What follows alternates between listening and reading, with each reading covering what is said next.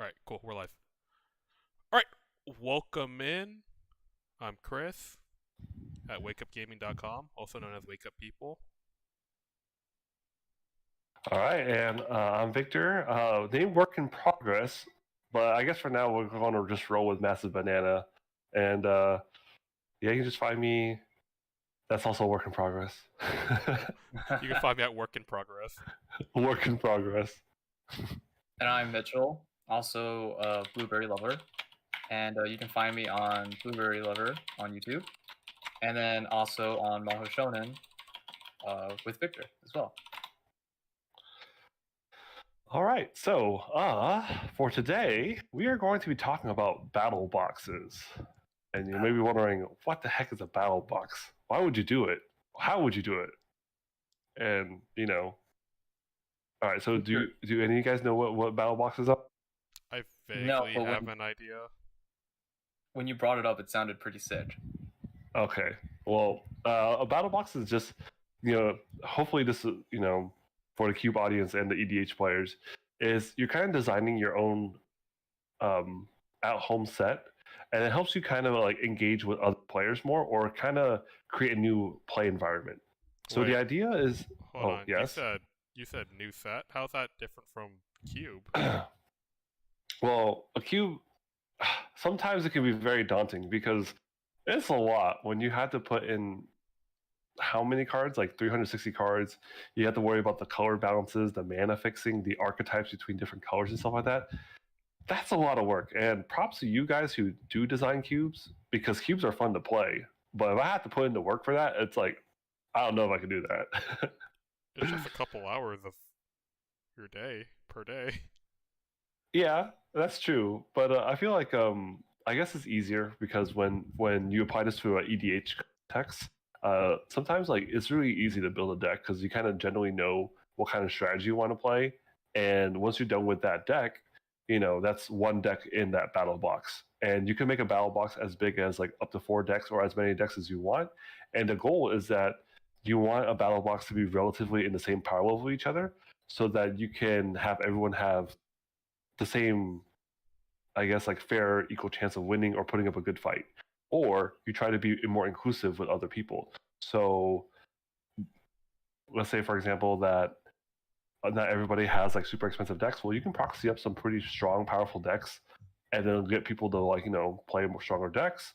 Or let's say that you're like super duper tired, and you're tired of playing the really strong decks, and you want to do like a budget deck because EDH used to be the thing where it's you play like janky cards that does not see playing anywhere, but like the metagame has evolved and has become faster. So it's easy to have a battle box of $50 budget decks, so you can kind of slow things down and enjoy the brews and the janks and stuff like that. And basically the world's your oyster. You can build a whatever tier range you want to do. Heck, you can even just have pre-constructed decks by itself. Hopefully, chosen like you do some research and you choose decks that are relatively the same in power level, because not every precon is made the same way or same quality. Or you can have slightly upgraded precons. That's another fun one. One that I'm looking forward to trying to like set together is like a battle box of 10 decks for CEDH, because I always want to play more CEDH, but the problem is that like everyone's super intimidated by it, and having decks ready, and you can like let people like dip their toes in without committing too hard, especially because a lot are super expensive. But luckily, the CEDH community is super friendly with proxies, so those like proxy decks are like ready to go in general for any CEDH like play group. I love me my proxies. Yeah, so like by all means, like I think a battle box is a great way to get to get more players to play, or spice things up a little bit. Me personally, ever since I moved out of town, that it's tough to find a play group, and I think it's tougher to find an equal power level, because like being a veteran player, like I made one play group here, but they're mostly newer players, and so luckily we all agreed to stick to just precons for now, and the precons have been great. But now they're starting to think about, upgrading them, and we're trying to decide on like how much of a budget should we put into it, because we don't want one person who happens to have a bigger wallet outscale everybody else. And so having a battle box or like, can help like, curb that a little bit. Or a cube. A cube is great, but again, it's just like, it's the same philosophy, right? Like you get to design the playgroup experience that you want with the battle box, similar to cube. What kind of archetypes and like, stuff, power levels you want in your cube. Yeah, and there's like a lot of things you can do in Battlebox that you can't really do in Cube, because Cube is so built on that draft environment that like really weird singular strategies that need to be constructed don't thrive at all. So is a battle box like Jumpstart? Oh man, you could make a jumpstart style battle box. I feel like they're kind of the same, right? Where the idea is that you want to get the players to be able to play right away. It's just like how you want to do it. Yeah. So I'm just saying comparing similarities, not like the exact like combining two decks, but like when describing it, would it be kind of like Jumpstart, where it's like you have pre-made decks already ready to go? I mean, that's what a Battlebox is.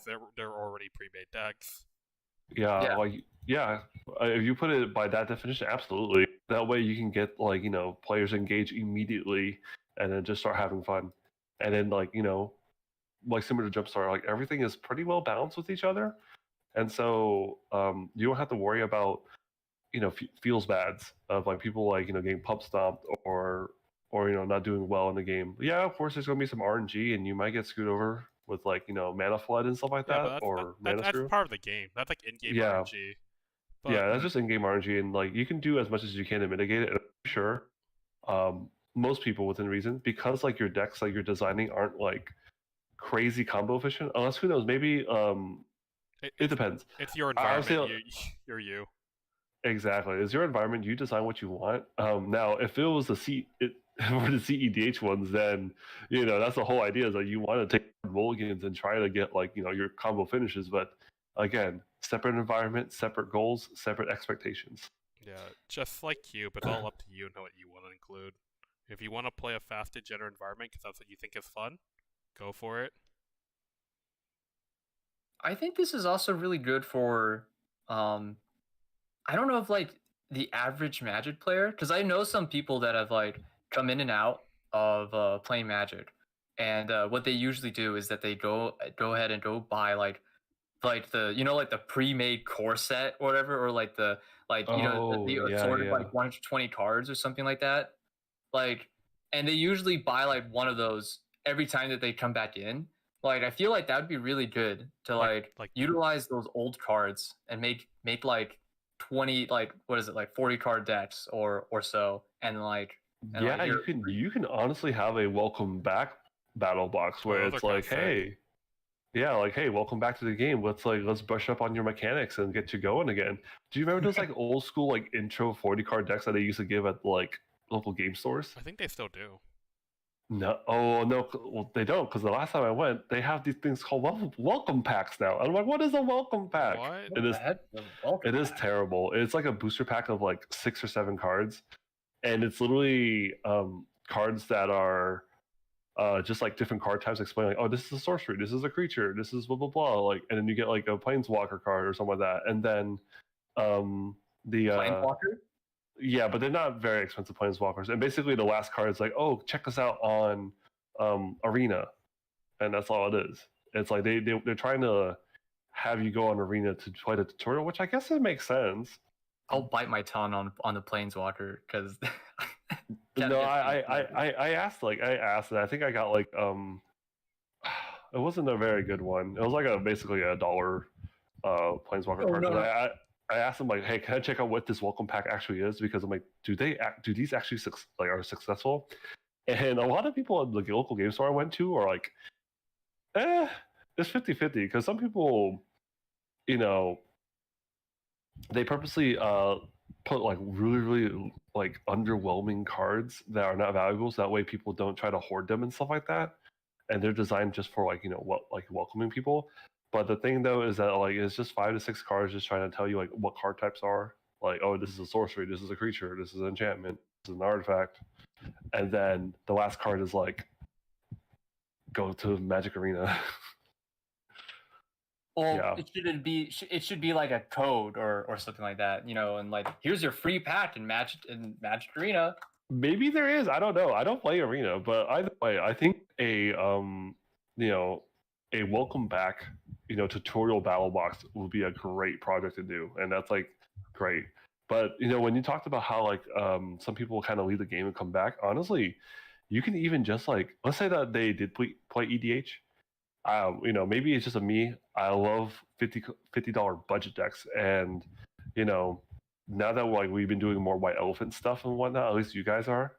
I think having those $50 budget decks is like great for like a battle box, and you yourself don't have to keep the entire battle box yourself. If you have a nice play group and you guys have like 3 of like the $50 budget decks, like I think it could be a really fun like roulette style thing too, where it's like you place them on a little spinning thing on the table, you spin it, or you like decide to roll dice and be, all right, I'm playing this one as like the deck for the night for this like budget slugfest. Yeah. I think one of the really nice things about the budget box and really about Cube is that they're good for your friends who want to play Magic or kind of play Magic, and they've like just got away from the game because they don't want to spend more money or whatever. But whenever they come back or you guys hang out, you can always whip out the battle box or the cube and just like, hey, you want to play this? What's nice about battle box is that it's good for players who like haven't played the game for a while, so they don't even have to think about drafting. They just need to remember how to play. Yeah, or and like you said, where it's like for budget reasons, like let's say that like they play just mostly pre-cons, like, but they haven't gotten the taste of like high-powered stuff because, oh man, I remember the days when we were playing and we were all like, it was hilarious because one person shows up with fast mana and then it convinces another person to do it, and then the next person slowly save up money, month on end to get more fast mana, and slowly but surely our play group evolved, and I'm here like, well, instead of like us, not to say that it was a bad thing about like our metagame evolving and we had to kind of adapt to it. It was fun, don't get me wrong, but to leave out the feels bad, you can design a battle box around super high powered cards too, or it's I guess more bougie baller status cards, not quite CDH, but like they have things like Mana Vault, Mana Crypt, and just overall faster, high power gameplay. And that could be fun too, because especially for people who are scared about spending that amount of money for Magic, I think that's totally fine. And then about the being scared for money, it's also great for new players too. Like if you're trying to get people to play anything, especially with that new format that is now official called Oathbreaker. If you want to get people to try the format without having to build anything, tandem up, open up the battle box, give everyone a deck, rock it out. Yeah, this is why I was biting my tongue earlier when you were talking about Planeswalker. I was like, "There's a Planeswalker in the pack." Yeah. Introduced to Oathbreaker. Yeah, no, it's like yeah, exactly. It's like now that Oathbreaker has gotten like official recognition, it's like hopefully it picks up more. But for the people who are skeptical still, like we were kind of still skeptical. Like we all played a little bit of Oathbreaker. At least me and Mitchell did. I was gonna say a lot of the community is still skeptical about Oathbreaker because a lot of people didn't realize it was official now. I'm surprised because it's like I'm part of the Reddit, or at least like I joined the community, and I really haven't seen much. But maybe it's because it's like other Reddit communities, such as the EDH community, their posts are a lot more. Yeah, they just come out a lot more common.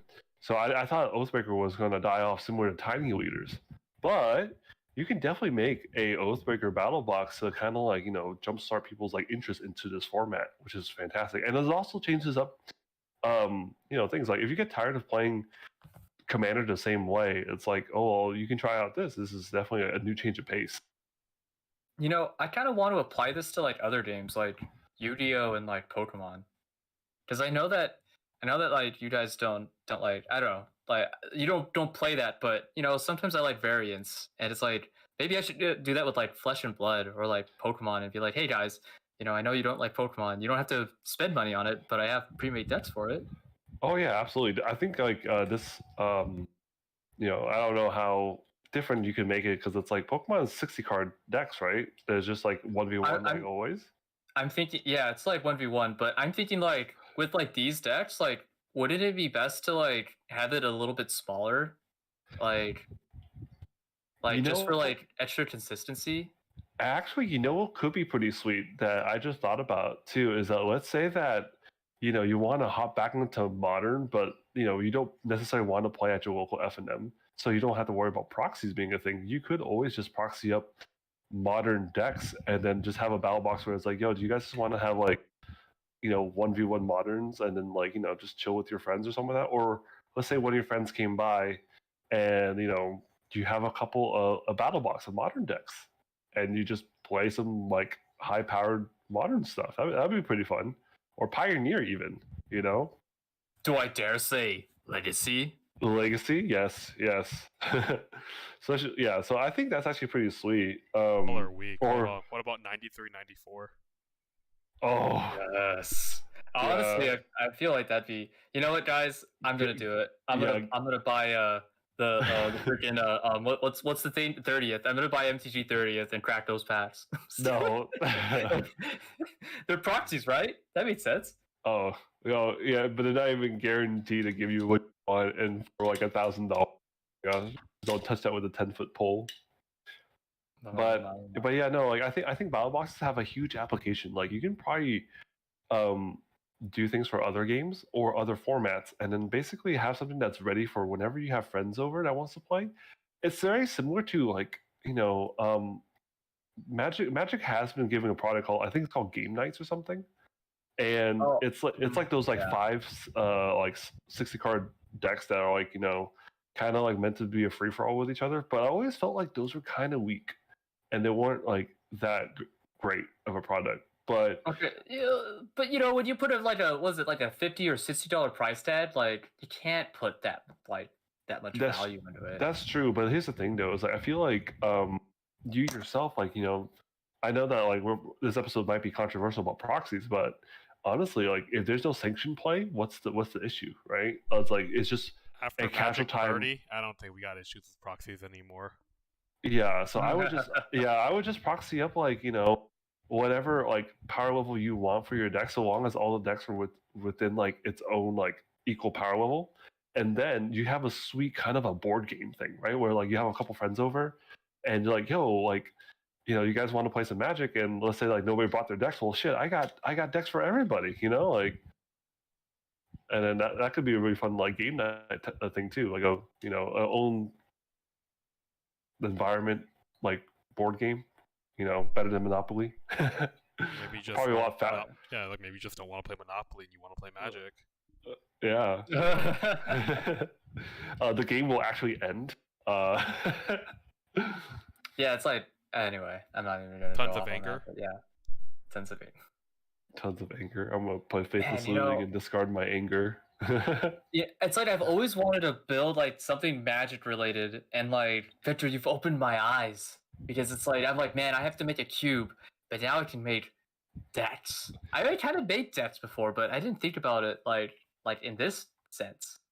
I made it like I love to brew and stuff like that, but the problem that I have is that if you kind of like translate it to real life and you actually have all these decks, if you're a busy person or it's hard for you to go out to your local game store and play some games, a lot of decks are going to end up sitting on the shelf and stuff like that, and or in your binder or not binder, your like card, your case carrier thing, your deck boxes, and they might not get to see play. But when you kind of have a battle box, and it'll increase the likelihood of actually those decks being seen play, and I think that's like the best way to go about it for any kind of brewer, or if you have friends over who are willing to try it out. For sure, yeah.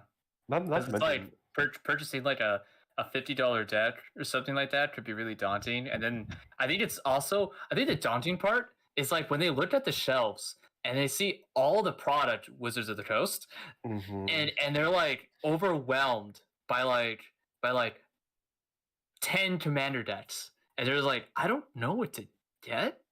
not to mention too is like it just feels bad. Like let's say like some to go go to your local game store or your big box store and sees all these products, they buy a deck, and then they ask like the Reddit community, like, "Oh, hey, is this deck like worth it?" Like, and then people will be like, "Oh no, this deck would have been better," blah blah blah, and then like It's it wasting just your feels, money, dumb peasant. yeah, Know your place. yeah, exactly. That's it. My goodness, it just feels bad. Buyer's remorse always feels like making a battle box. You kind of take away that like paralysis by analysis situation, and like, hey man, like we're just here for the games, and who knows, maybe like let's say that if you did design a pre-con styled battle box and they love a pre-con, now they can go out and buy their own pre-con, and then like they work on it from there. It could definitely help out a new player a lot. For sure. For Yeah. sure, for sure.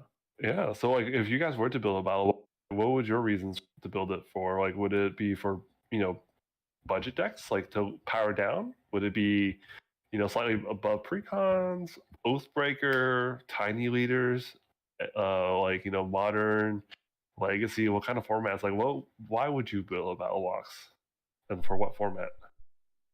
Well, I think for me right now, well, I have my cube, and you guys all know that, so I wouldn't go out of my way to build one. But if I had to build one, it would probably either be right now between Brawl and Commander, because Commander is always good and it's a format everyone plays. Wait. You said Brawl, but Brawl is just Commander with a standard card pool, right? It's half the 50 card pool, but at the same time, you can just I don't know why they did it. They locked it into standard. It'd probably sit around more like Legacy Brawl. I guess that's fine, because I was thinking like would Brawl be interesting if it used the modern card pool or the Pioneer card pool? It just needs an extended non-rotating card pool to play with. That's true. Sure. I do agree. That's why I was wondering, like, could house rule something like that? That'd actually be pretty sweet. A like Pioneer or modern limited card pool for Brawl. That could be fun. Yeah, it's super cool too. Like I like Brawl because it's 1v1 Commander, but no one plays it. And so the only way to get people to play is like, hey, bro, you want to play this Brawl deck? Yeah, that's true. Well, I think it's also because it's like when Brawl first came out, it had a lot of negative content, right? Because it was like thrown to Eldraine, and I think it came out right before COVID. Oh, was that the reason? I thought it was just people saying that like the balance was imbalance because Corvold and Tulane were way too good, and it's like, and then you're stuck with Sir Gwyn, and Sir Gwyn is like, I'm Mardu and I'm 6 mana, but I got no colors and ramp in the standard format for myself right now. Also, there's no rocks that exist really. Like it was weird because you could play Arcade Signet and Command Tower. Yeah, well, that's actually kind of nice, but then that's not enough though for like certain decks like that. It's also why people said it was like super duper imbalanced. Like you can tell too that they made Arcane Signet to push this format, and I think the format would have been better if it was just a deeper card pool. I think it was just a problem in that like since it uses the standard cards, like like they don't want ramp to be like strong in standard. So like, or like not strong, but like like as strong as like something that like in Commander would be. Oh, so like, so you mean like because it's 1v1, they kind of wanted to be a thing and like focus more on like the aggressive tempo plays. You know what? Maybe they should have. No, I don't think they did. I think they looked at it in the lens of like Commander, but they're like, all right, we're gonna have this format that's like Commander, but with only standard, but different, but with standard cards. And so like I don't think they took into account that maybe they should like focus on more of like the tempo or aggro play or like something that like standard really focuses on. And like no, yeah, I totally agree. Because I was like, they probably should have done that. And then like, you know what? We can correct that by making a battle box. Exactly, we could. Because it's like Bro, it's just you guys remember that one guy who won all the Brawl tournaments by being the only guy? If only he bought a battle box with him, and then he could have had his own tournament. That feels bad. Hey, at least he won, though. Twice. Oh gosh, that's crazy. That problem literally could have been mitigated with a battle box. That was the funniest thing. I agree. My goodness. But yeah, guys. To the viewers out there, I say give it a shot. You should definitely build a battle box, and you'd be surprised. Like it could be really fun. Okay, let's go through a little puzzle thing real quick. So let's Sure. say I want to build a battle box to get people to play Commander, because Commander is the most popular format. At the same time, assembling 100 cards together, built around a singular commander, is kind of wild. Yeah. Right. How would So I do that? My idea would be like partners. Like you would utilize the partner cards, and you'd make 2 30-card decks, including the partners, and then it's like, oh, I guess now I'm going back on the jumpstart thing. You could also just make a 60-card commander deck, really, kind of like wasn't that what they do in like draft? That's what they do for the commander drafts. I'm feeling Yeah. like that's just Brawl, but with a legacy card pool. Yeah, I mean, but I think it's much better if it's like a smaller deck than 100 cards. That's just a lot.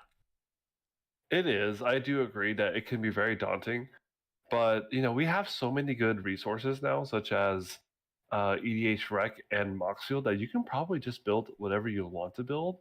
And I know, yeah, you still have to make a decision on what kind of themes you want to go for, and that could be very daunting.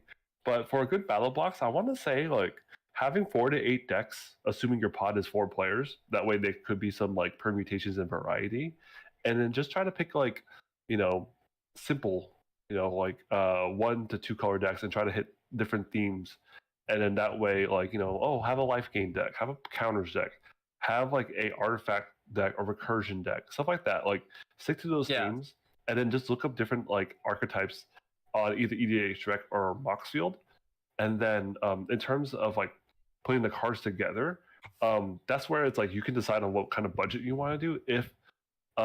If you are wanting to make like $50 budget decks, it's very possible and very doable thanks to Scryfall. It has like a little option of you can actually click how much money you want cards to be.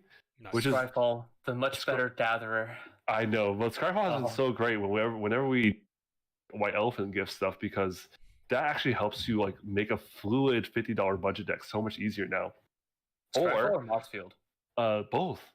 It's like because in tandem they're like they're just like partners in crime. But if you want to build like something that's a little bit higher powered and more expensive, then I would say proxy, because this is its own like environment. There's no sanctioned tournament play, so you don't have to worry about like legality and stuff like that. The idea is that you want to design a play experience that's enjoyable for everybody. And there's lots of websites. I'm not going to name any, but there's plenty of websites out there that can like make proxies that are pretty good.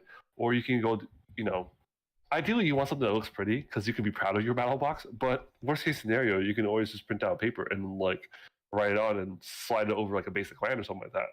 I'm gonna go to the local FedEx and. I was gonna say that's not good for new players. It's not good for new players. I totally agree, but I'm just saying that like you could do that for playtesting reasons, and then before you finalize it, then you go ahead and print out like legitimate sheets of it, and then cut it out, put over cards, or use any kind of proxy making websites, because there's so many good ones out there, and I'm pretty sure that you can probably Google or YouTube it, and they'll show you easily how to make it. Wait, but if we want to be sponsored by Wizards of the Coast, we can't. Exactly. Can't talk about proxies, even though they print proxies. I mean, I know, it's like what is this hypocrisy? I'm really fixated on this jumpstart like similar thing, like with like partner commanders and all that stuff. I really want to. I got you, but that's not a battle box. What? That's not a battle bot? Oh, is it? No, that's an entirely different thing. I feel like it can be because it's like in the context of like it's its own environment. You have preset things, and you just we gotta like keep definitions rigid.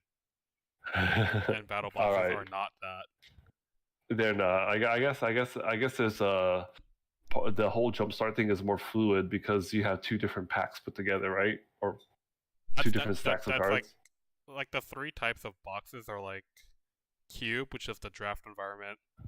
Mm-hmm. Jumpstart, which is the Jumpstart one, based off Jumpstart, and then battle boxes, which is basically a pile of decks.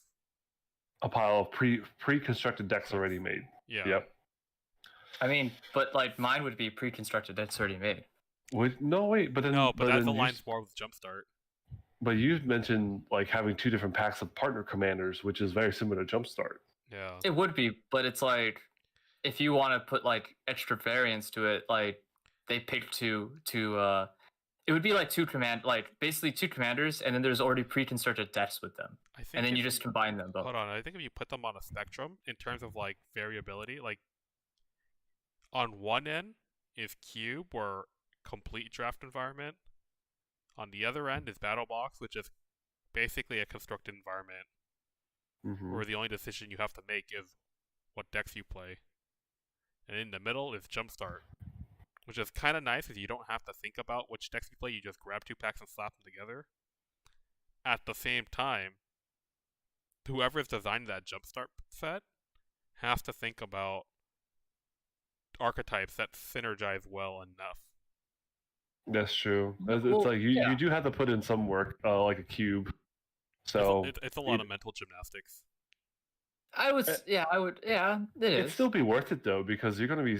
Can you imagine like if it flows well, and then like your friends that you invite over for game night is gonna be like compliment like, "Dang, this is super fun and this is super legit." Like now you have a legit board game that probably beats Exploding Kittens.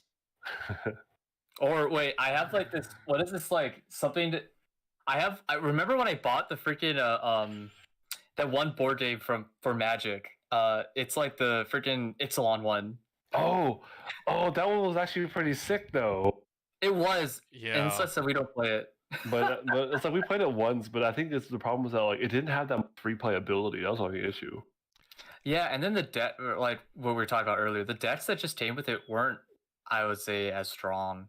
Not even as No. strong, but they weren't cohesive. I'd say it was. I think we're spoiled because like we're kind of veteran players and we just build stronger decks, and it's similar to the game nights thing where it's like the 5 monocolor decks that they build are kind of just very basic and very bare bones. Like So, if we were to make a battle box, like for new players, would you have 2 colors or 1 color decks? I think 2 colors, because 1 color can get stale very easily. 2 color Okay. decks, ooh. Now we're cooking Oh. some spice, because not only do you have like 10 potential color pairs, right? So you can make your battle box up to like 10 decks.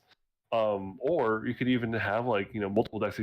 Crazy where because sometimes it's really fun to play a archetype or style that's not usual in that color combination. For example, Azorius. When you think of Azorius, what do you think of? I think of Teferi. control. Teferi control, yes. Yeah, okay. All right, that's cool. Yeah, Teferi control. But like, what if you did blue-white flyers? Like that's like another archetype that you can do. It's like really cool for a battle box, right? It's something that's out of your colors. True. Yeah. I mean, that's, Oh, you know what? that There's a would lot help of out old well. cards that allow that too. Like, what is it? There were a lot of like bird strategies back in the day. Mm-hmm. Kangi. Yeah, and then Kangi, your man Kangi. Man. Yeah, so I think that's like having a 2-color pair like battle box can be pretty sweet, especially if you get creative. Like Gruul. Gruul is one of my favorite color combos, and most of the time it's like a stompy aggro deck, right? But here's the thing: sometimes like stompy aggro is a little bit too vanilla and people don't like it. Well, I'm just saying, you can do Gruul Storm. That's a thing. I've seen Gruul Storm work in Cube. I'm pretty sure it can work in a battle box. You know what's funny is that when we were playing Oathbreaker, I think I made a Gruul Yeah. Storm deck. Yeah, exactly. Yours was like based on Xenagos like tokens, and using Xenagos and like similar cards to Gaia's Cradle, and like making lots of mana to kind of chain off spells. Like that's the thing. I didn't play Gaia's Cradle, but yeah, it was goblins. It was like made a bunch of goblins and gain a bunch of mana with the red. Was it the red goblin ritual? Like you gain red mana for each goblin on the board. And that was my what's it called? That was my what's the card that's next to the Oathbreaker? Your the signature spell. Signature spell. Yeah. Yep. Yeah, like that ritual was super crazy. And then like I remember you had like a fireball that had biteback on it, and I'm like, that's a lot of damage. Yes. Yeah, so like yeah, absolutely. And I think so like Gruul, like you can do that style thing. Like there's Wart the Raid Mother who's like super sweet to storm stuff off. There's Blanca. And then like I think it's really fun with two color pairs because you don't have to stick to the usual color combination strengths. I feel like Magic's card pool now is so deep. You can look into it and you can probably find some interesting, unique, diverse builds. Like for Orzhov, you mostly think of like aristocrats or life gain, life drain, Or or stacks. like or stacks. But like you can totally play aggro with like Nalia, who's like like party. Like party's a sweet mechanic. There's also like a really good like 2-drops in black and white too. Mm-hmm. So you can absolutely. make like an aggro deck with that. Yep, and I feel like as long as like the world's your oyster, you can build however you want. You can stick to the usual strong color pairs that like what they're good at, or you can kind of like be really unique. Like here's another fun one. So is it what do you think is it? What do you think is it does? Storm. Storm. Of course you would. You Really? degenerate. I think of tempo. Yeah, I think okay. I only think Yeah, of yeah. Storm now. Storm Yeah, or because tempo? All right, that's cool. But here, let me give you an idea of like what's a really sweet idea for a Wait. battle box. Wait, are you going to talk about the aggro deck that Chris made? Wait, is that Which aggro polymorph? deck? The polymorph deck or which one? No. So what is it for a white elephant? Chris made a Oh, red yeah, blue aggro. Yeah, I did Balmor. Oh, Balmor is super sweet, but he's like interesting. But no, I got I you think one it was better. Stormlight. I think it was Stormlight too. Yeah, no, I have I made a budget Balmor because I kind of wanted to surprise people with that one for White Elephant too. But dang, Balmor is sweet for uncommon. Yeah. But I'm getting a little. So my idea is that like assuming proxies are friendly, of course, you can totally play Togo with Sakashima, right? Hold on. Do you want me to load that up with like? Absolutely, you can totally load. I already know what, but for the viewers out there, watching and. Wait, did you already make it? No, I have not made it yet, but it's just like I love to brew. So this like making a battle box is ever brewers because you can give people ideas and hopefully some of these ideas that I'm giving to you guys out there, you guys will make it and you guys can tell me if the deck works or not. Yeah, you just that's actually the cool thing about Battlebox is that you can build decks you want to play, but you'll never have the chance to play. Yeah. Or you don't have enough time, except when you're with your friends. Now everyone gets to play your deck. Mm-hmm. Yeah. Play my deck. So, all right. This is a little complex. Complex going on. I just doxed myself. Seeing oh crap. No, it's okay, man. Oh no. The one viewer that's me. The one viewer that's me. Okay, I'm just gonna look Toto, and then what's the other one? Sakashima, the partner one. The imposter. No, it's of 1,000 faces, isn't it? Just 1,000 faces. Yeah. Oh dang it, I'm That's wrong. Heck yeah! All right, so this idea, right, is basically is it artifacts matters, and the idea is that you just want to play Togo, you clone the Togo, and then you just play lands and make a bunch of rocks. All right. And then what do you do with these rocks? I ain't gonna throw them. I'm gonna cash them out. So what you do is that you play cards like Galazeth, Prismari, Urza to tap them to be able to generate mana off of them, or you play things like Shimmer Dragon to tap them for cards. There's Gear per Aether Grid where you tap 2 artifacts to deal 1 damage to anything. Basically, the idea is that, or you play Reckless Fireweaver. Whenever an artifact comes to play under your control, you ding everyone for 1 damage. Basically, this is another really super fun way for. Is it? You don't have to play Storm and be a degenerate, or or be tempo and make people feel bad. You could do some wacky, fun stuff like this. So my only concern with that is like to maybe someone that's stepping back into Magic or a new player, that probably wouldn't be good because then it's a lot of trigger abilities. Yeah. Not only that, but it like makes them like they're like, wait, no, I thought red blue does this, and like, no, red blue is more like this, and it's like, oh, I guess that's true, but that's the thing though, is that like red blue is known for like counter burn tempo or storming off and stuff like that, spell slinger. But the thing is that like Magic is really diverse, where it's like just because it's what they specialize in doesn't mean that like they can't do that. And I think that's where you can kind of turn it around and tell the new player that like the beauty of Magic is that like you can kind of build whatever you want to play as long as the cards are there and it works and it works. Of course within reason. Because some metagames, for example, 1v1 metagames like Legacy, Modern, there is a metagame because people only the successful decks actually get to see the spotlight. But when it comes to Commander, because it's casual, you can kind of get super creative and really wacky. And I think for a Battlebox reasons, you can help showcase this to a new player, right? And get like the juices flowing, and hopefully they want to brew crazy other stuff. Made a bunch of victors. Yeah, and then just go off going crazy, and then like you end up inspiring somebody to like go out and brew the same version or something that's very similar, and then helps them like go through their game and like yeah, maybe they'll spread the word of like the Lord and Savior battle boxes. So yeah, like these are just a few deck ideas like out there. Like the world's your oyster. Otherwise, I feel like 2 colors is the best way because monocolor is way too simple, a little too boring. 3 colors might be a bit too complex. Yeah, 3 color. I feel like 3 colors a little bit too complex unless they're like unless that your play group or your group of friends has played a little bit of Magic before. And then by all means, yeah, like 3 color battle boxes can be super duper fun. I was gonna say, it really does depend on who your target audience is. And even then, because it's a battle box, you can honestly add really good mana fixing. Yeah, that's true. Make mana not a real issue.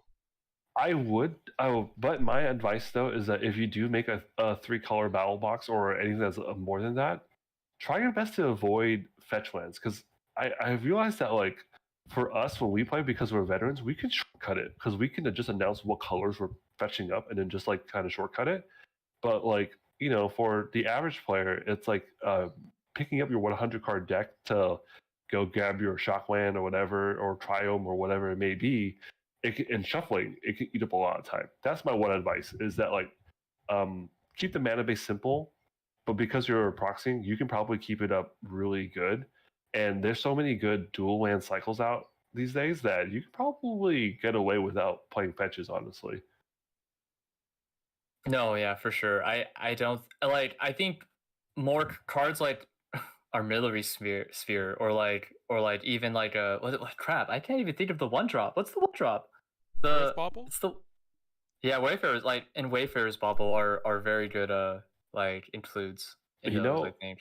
Hey, because it's a battle box, you can design how you want it to be. You can bring back Burnish Hearts. Burnish Heart. Oh, excuse me. Burnish Hearts like used to be like a staple, but it got phased out of the meta because it was too expensive or too slow because it was 3 to cast and 3 to crack it. Bro, I mean, like thinking about it objectively, 6 mana to 2 lands in any colors isn't that bad, but really there's just much better ways to get mana nowadays. It is, but when you're designing a battle box, you control the pace or what kind of environment you want. It doesn't have to be super crazy, like tons of fast mana.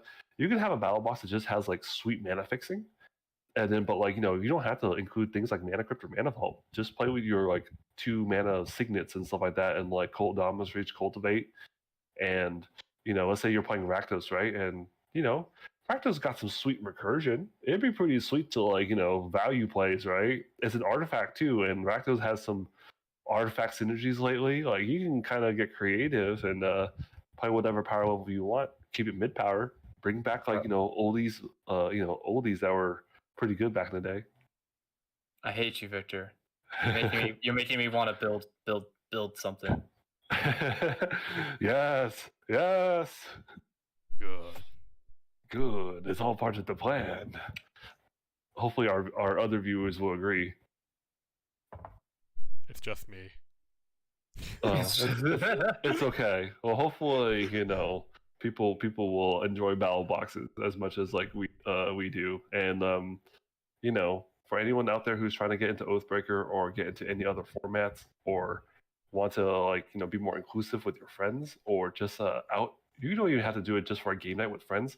You can bring a battle box to a local game store, and If you feel comfortable with other people touching your stuff. oh yeah, it's I guess that's true. But I imagine that like you probably get a feel for your community, and hopefully they're respectful and they're hygiene, good hygiene, and you can definitely like introduce people to playing either budget decks, Oathbreaker, or maybe even CEDH, right? Because like CEDH is one of those things where it's like a lot of people are too scared to try it. But I say like if you give it a try and understand the philosophy behind it, it could be enjoyable and a good change of pace. Yeah, agreed. Yeah. Agreed. All right. The council has spoken. We have agreed. Battlebox, good. Yep. Battlebox, fantastic. Give it a try. Tell us what you guys want to do, or what kind of like themes you would build around, and let us know how it works out for y'all. If you guys want more deck tech ideas for battle boxes, let us know as well. I keep brewing crazy deck techs, but I'm here like Bro, none of just these- look at this man's like Mox field. Like And he can turn uh, any of that, because they're about equal power level, into one battle box, and it'll probably be a fun experience. Yeah, and then like if you guys like Good also want people to precons upgraded, I've also made a couple of those too because some of my friends were wanting to upgrade their precons and whatnot. So, can you imagine a Levon battle block? All the Levon color pairs. No, Wait a don't minute, start wait a with minute. him. Can we just make a Levon battle box? Just Oh, well, that'd be actually that'd be hilarious. For you guys who don't know, we have a phase. Maybe it's still an ongoing phase. No, Levon, it's not a phase. It's not a I phase. have an unfinished Levon- Levon deck somewhere. Levon is it's LAV Levon. With two A's, I think. L-I-V-A-A-N.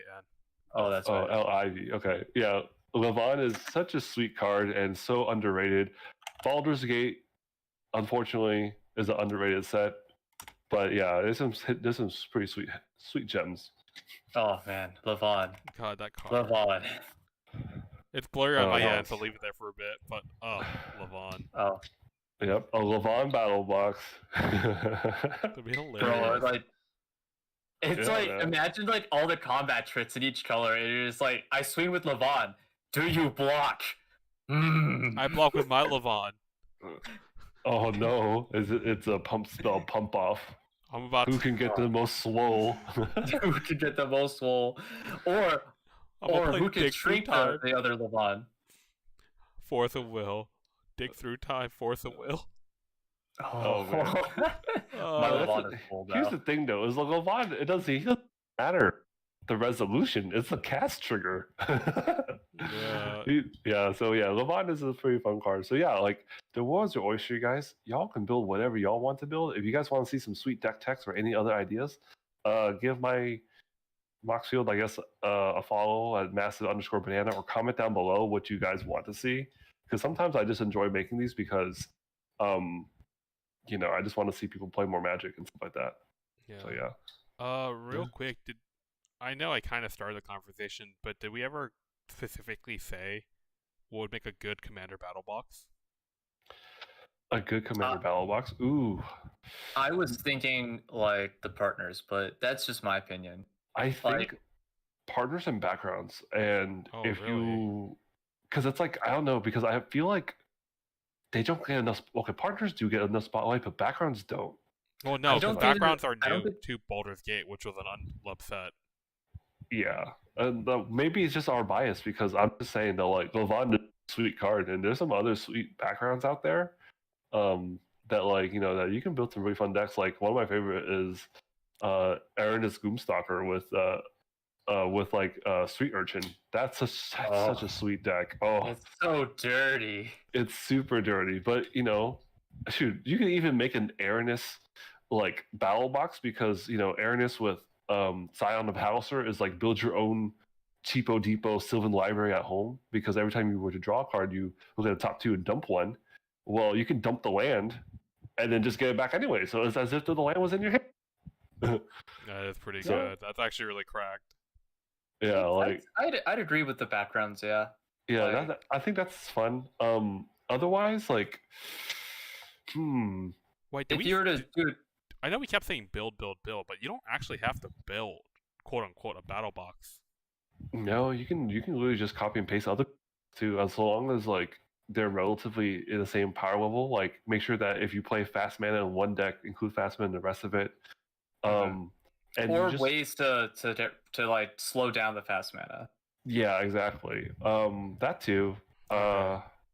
Because like for me personally, I think if not, I think tricolor is really fun, but for beginner's sake, I think two colors are fine. And No.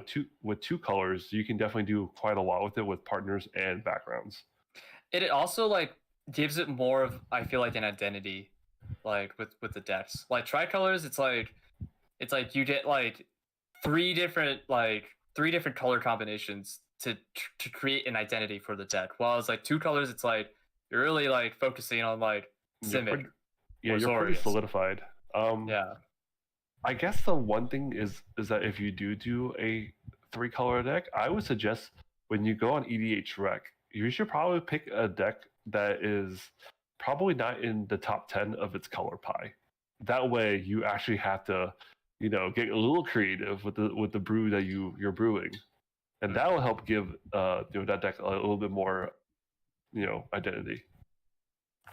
So the deck doesn't kind of like auto build itself. But if you're okay with like just playing things that are pre-made, by all means, it'll save you a lot of time too. But it's always more fun when you put your own pizzazz into it. And just And so- if it's too sorry, no, it's fine. You keep going.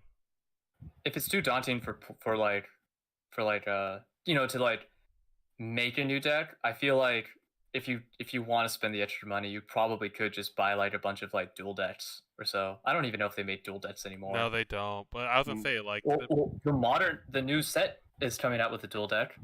which one? The Lord of the Rings set, they have a dual deck. Oh no. Oh, it's Yes and no. It's a starter set, but yes. It's a Start.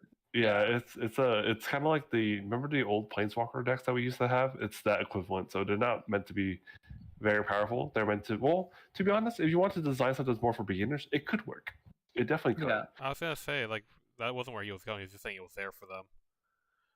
It's possible, yeah. If you want to build a beginner introduction battle box, just It does cost a little bit extra money because you're buying like product for it. true. But I guess like the best ways to close things out, I would say that step one is, what is your target range? Is it for beginner players, veteran players, maybe somewhere in the middle, or do you want to try to like introduce them into a brand new format? Step number two is picking like what kind of power level or budget you want to do. And then step number three is when you kind of like do all the deck building of like, okay, I'm going to flush this out, test it out a little bit, make sure everything looks relatively equal in power. And number four, bring it to your play group, bring it with your friends, invite some friends over, maybe go to your local game store. And step five, profit. Have fun. That's really the end game of this. It's just to have fun. Mm-hmm. All right, guys. Anything else you guys want to add in for our viewers out there or listeners? Did we nail the question, Chris? Yeah. Or did we not answer it? Not Do really. we Like I was Did we okay, nail the how, the why, the where? everything? but What's the answer you wanted? Okay, so I was thinking like, what would be a good starting point for Battlebox? And we were talking about pre-made stuff and buying stuff, but I was looking for something a bit more specific. Yes, you can buy things, but what should you buy? Because when we say the word buy, that's a bunch of that's a lot of things. Oh yeah, I said we- like the beginner stuff, really. Well, we did talk about how like you go to your local game store or your big box store, and then you get like hammered with so many different commander products or like deck products in general that you get this paralysis from analysis, and then you Yeah. buy something, you go to Reddit, and they said, "No, scrub, you wasted your money," and then you feel No, bad. that's true, yeah. But So- so this is why I'm gonna recommend, and I think you guys Go will for it. understand once I say it. If you want to get a commander experience, next time Wizards release 4 commander decks or 5 at once, buy those.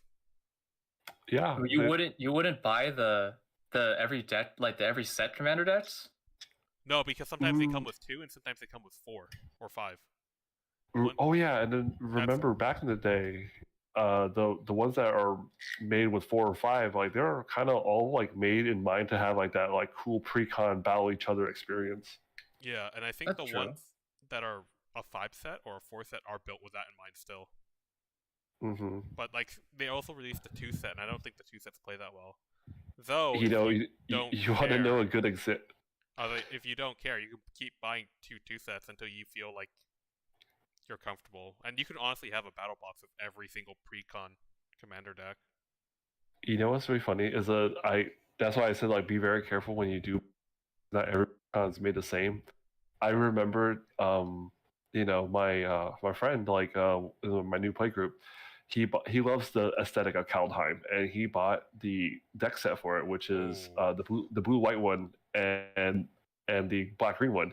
And we were playing, and the black green elf deck stomps the blue white foretell deck so hard into the ground. It's not even fun. Foretell isn't even like that strong of a.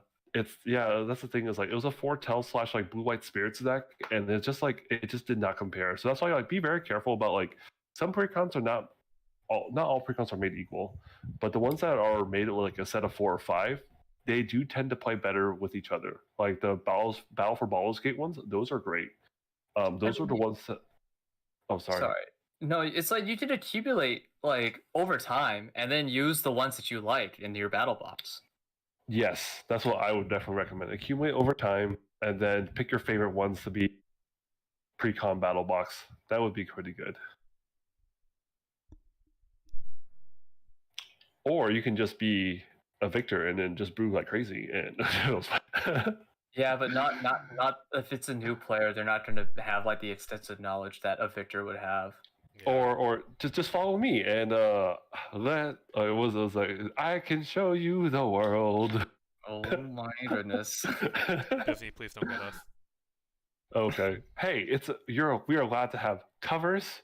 That is part of the YouTube rights. I don't know. Disney's gonna find a way. Oh man. But yeah, so I think that should wrap up what a battle box is, why you should do it, how you should do it, and hopefully you guys can have some great stories that you guys can tell us about of your battle box experiences. Because I'm about to go make myself a battle box probably. Me personally, is like I'm trying to like I think I want to try to get into I'm not. CEDH more. Oh well, you're a Q player, so you already have a lot to. Yeah, but for me, it's like I think I would make it either a $50 one or a CDH one because like we kind of play in that middle like high power optimized already. What would you build, Mitchell? I've already brought it up with like the partner stuff. Partner stuff for sure. Okay. Yeah. Like Alright. yeah, I know that's not really And considered a battle box No, and because it's going to be like kind of like jumpstart, but it's gonna be I'm still gonna- start, and I've been working on something similar, so we can definitely talk about that in another episode. All yeah. right. But I mean, other than that, if you really want me to make a battle, totally could, but that's not really piquing my interest right now. No, that's fair. I was just wondering if you really had to pick a theme or something, but no, I can respect that. Like I think you want something even more spicier. Yeah. Even though I don't like spicy food, I like building spicy brews. Yes. All right. Maybe we should make an extra box field up. It's called the Spicy Brews. The spicy Yeah. Mahou boys. The Spicy Mahou boys. Oh my goodness. Can we have like our friends are not here, but like the 5 Mahou boys, and then like the red is obviously spicy. And then like caliente. yeah, caliente. Yeah. What were the other? We name different flavors of spice. But yeah, It's just I'm not even. Sorry, I'm not even gonna bring that up. Never mind. yeah, I do. Yeah, I don't know where you're going. We done here, guys. Right? Alright. Yeah, I'm done. All right. I'm good. Should I start signing off? Yeah, sign off, man. Yeah.